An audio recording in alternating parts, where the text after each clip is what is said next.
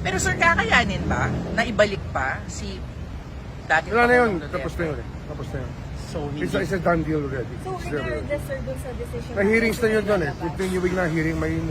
I think there's judicial notice that the hearings are ongoing already in The Hague.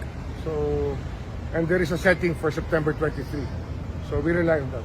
So, sir, kahit na maglabas ng desisyon ang SC dun sa mga petitions na pinay, Now, that's speculative. I cannot answer anything speculative at this point. But for you, sir, mahirap nang ibalik, hindi na maibabalik. Ano po?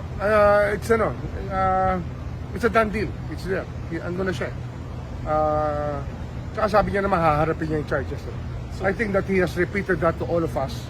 Lahat tayong Pilipino, narinig natin na sinabi sa atin yung dating Pangulong Duterte na haharapin niya ang kahit na anong paratang sa kanya kahit sa ICC. Kaya yun na yun, ando na siya.